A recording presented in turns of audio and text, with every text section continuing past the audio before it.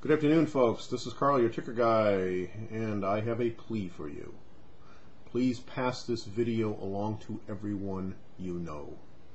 This one 10-minute piece needs to go viral and be seen by as many people in America as possible within the next 24 hours. It is critical to the future of our country. If you are a member of the House or the Senate, or if you're just an ordinary American citizen, please head over to tickerform.org, look in breaking news. You will find a topic there at the very top of the list where there is a one-page PDF link to it. A one-page PDF is a imploring entreaty to Congress to stop and think before they act. Public opinion is running anywhere from 100 to 1 to 300 to 1 against this bailout. It must not pass. Non-financial private debt in this country is $32.4 trillion. $14 trillion in household debt. Households lost $400 billion in net worth last quarter. Congress wants to add $700 billion to this tab, and if it would work, I would say okay, but it can't and won't, because the problem is trust, not cash. We have gone from being a net debtor as an American public, that is, we save negative amounts of money of our income, to the largest savings rate in the history of the nation in the space of a few months. People are hoarding, folks, and that's why we have a lockup in the markets. They are hoarding because there is no trust. We started with three problems: balance sheet transparency, excessive leverage, and derivatives that are off exchange and nobody can figure out what the exposure is. Those are the three roots of the problem, and they need to be addressed. I have a document that addresses those things and gives us a resolution path forward. You can also find that on tickerform.org in the same article where we have this one-page PDF posted. But we've now added to this problem materially.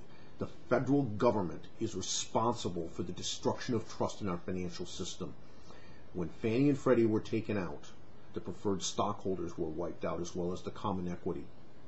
This is a change. When Bear Stearns was taken down, the common stock was wiped out.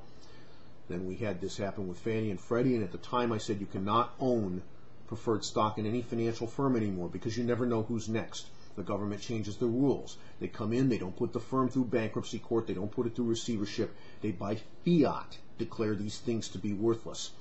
Well, Thursday night we had something much worse happen. We had Washington Mutual taken over. And in Washington Mutual's case, the entire capital structure of the firm was destroyed intentionally, without recourse, and in violation of the rules that are supposed to govern this stuff, so the firm could be taken out by JP Chase. Folks, I don't know if you understand how serious this is, but this is a direct attack upon the capital structure of every financial firm, every bank, and related company on Wall Street. They will all go down one by one, except for the few favored ones that the New York Fed, the Federal Reserve, and Henry Paulson like.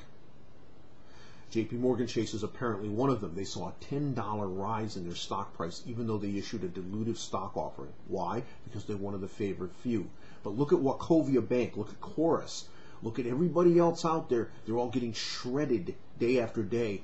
Wachovia and Chorus, National City, those three, were just pummeled on Friday, and the reason is the public has figured it out. The investors have figured it out, and foreign capital, worst of all, has figured it out.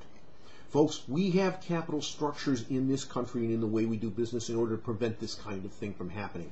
You have equity at the bottom, that's common stock, then you have preferred stock, then you have various tranches of debt with different places in the capital structure above that. The idea of this is that if the company goes bankrupt, the equity will normally be totally wiped out. The preferred stock may be wiped out. But these upper tranches, these upper levels of equity and debt are protected. Those people's interest is protected by the insulation provided by the people underneath them. When you have a government that comes in and declares that capital structure valueless, and then we're just going to shred the whole thing, throw it in the trash can without judicial review and give it to another firm, what you've done is destroyed trust. And that is at the root of this problem. This $700 billion bailout is going to make it even worse because we're going to have even more trust destroyed, less transparency, less oversight, less accountability. Folks, we can't let this happen. We only get one more shot at this. The reason the credit markets are so dysfunctional, the reason that firms are seeing 30% share price falls in one day, is because nobody believes that the capital structure is sacrosanct anymore. Nobody believes that if you go bankrupt, you'll go in front of a bankruptcy judge. Oh, no, no, no. Now what happens is Hank Paulson comes in, Sheila Bair comes in, their friends at J.P. Morgan come in, and they literally steal your capital out from under you. Ladies and gentlemen, if you do not understand this fundamental fact, you will never get to the point of understanding what's going on here. What is happening in our capital markets today is a travesty. There are solutions to this problem that involve restoring trust. Honor the capital structure, fix the balance sheet opacity, cage the derivatives monster, and fix the leverage problems. We can do all of this. It can be done now. Yes, we are going to go through a recession, even though to this day we are taking these extraordinary steps and our government doesn't even admit that we're in one. We've been in a recession since the fourth quarter of last year, but you won't hear that out of any of our people, not out of Paulson, not out of Bernanke, not out of anybody. Second quarter GDP is positive. We're not in a recession, supposedly. Of course, are those numbers true or are they cooked? Who knows? The government is literally making this up as it goes along. But instead of restoring trust by doing so, it's destroying trust by picking winners and losers. Ladies and gentlemen, if we don't stop this, capital flees our shores, we will have a depression. And it will not be because we have gone too far with credit expansion, even though we have. It will not be because there was no solution and we didn't do enough. Oh, no, no, no.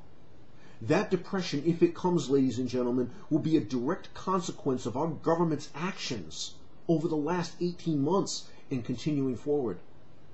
If this bill is passed, there is a very high probability that you will see an economic dislocation in the coming months.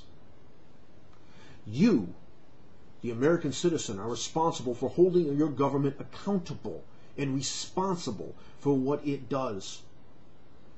You are responsible for going to the polls in less than 2 months. 6 weeks from today, you will choose not only a president, but you will choose to send every one of your representatives back to Congress or not. You will choose to send 1/3 of the senators in this country back to Congress or you will not. If this bill passes, you must not. A truth that many people do not wish to admit is that less than 10% of the electorate will swing essentially every congressional district in this country, even the ones that are supposedly safe. This bill is the wrong answer. It does not solve the underlying problems. We do need to take action, ladies and gentlemen. We cannot sit on our hands, and I will not suggest that we should or can. But we cannot bail out the system by pouring money at it. We cannot solve a problem that is $30 trillion in size with 10% or more bad. That is over $3 trillion in bad debt with $700 billion. And we also can't print up $3 trillion to make the problem go away. Therefore, we must force those firms that are insolvent into the open, figure out who they are, and resolve them through existing principles in the law. Protecting those people who chose to buy in the higher quality areas of the capital structure, and allowing those people at the lower areas to take the loss that they were paid for via a higher risk-adjusted return. This is our last chance, folks. If this bill passes and becomes law, we will not have the ability to reverse its effects.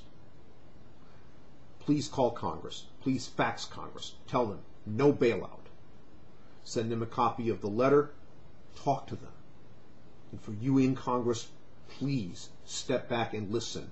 165 economists say this is a bad idea. The Weiss Research Institute says this is a bad idea. Dozens of other experts say this is a bad idea. And I say it's a bad idea. Make the right choice for America.